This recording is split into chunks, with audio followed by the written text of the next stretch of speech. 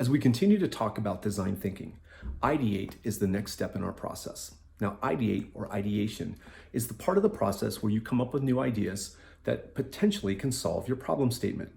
Now, this tends to be the most intimidating part of the process because most people are really unsure about their creativity and their ability to generate new ideas when they need a new idea, right? So some people say, well, I get inspired.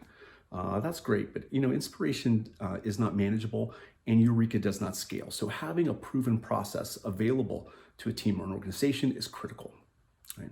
Now, the first step in design thinking's ideation is divergent thinking, meaning that we're talking about a lot of different ideas, right? Diverse ideas, potential solutions from different learnings, from different perspectives that may provide solutions to our problems. So divergent thinking is about generating a large amount of ideas, wild, big, crazy ideas, because it's easier to take a big idea and bring it down than trying to take a small idea and make it important.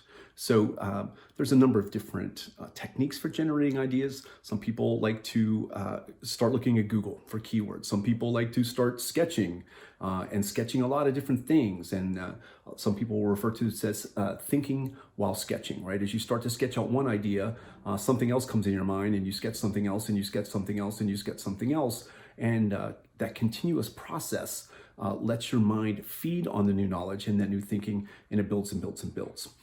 Some people like to go for runs. Some people like to think in the shower. It does make it a little difficult for team dynamics, but nonetheless, everybody has a process. It's important to understand what your most productive process is and do your best to stick at it when it's the time to come up with new ideas. Now, we'll also share that environment is very important on the individual's ability to be able to generate new ideas. So having a space where you feel comfortable and all the things that you need are available to help you with your inspiration and your momentum and to being your most productive through your process is critical. So after you've gotten your divergent thinking done, you really want to move into collecting feedback on those different ideas. Now, it's important that when you're collecting feedback that you are sharing your ideas as objectively as you can. Right? Even if you made them, you need to be objective, because the biggest mistake that I see people making is that they fall in love with an idea and then it's about talking other people into selecting their idea. So you really want to kind of stay away from that, because it's not about being right, it's about finding the right idea. It's important that you remember that. Now, based on that feedback, you're going to move into a convergent thinking, right? It's still within the ideate process, but it's further down as we're starting to make some decisions based on cumulative feedback.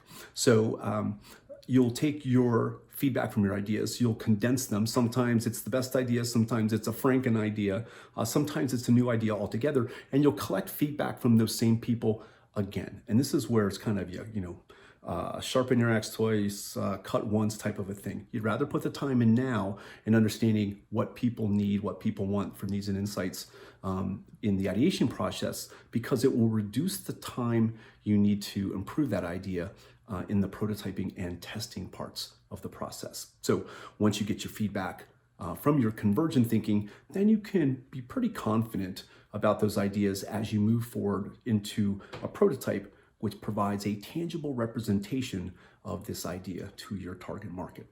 So wherever you have questions on ideation or any other part of the design thinking process, please reach out to me, KP, the idea guy, and just ask.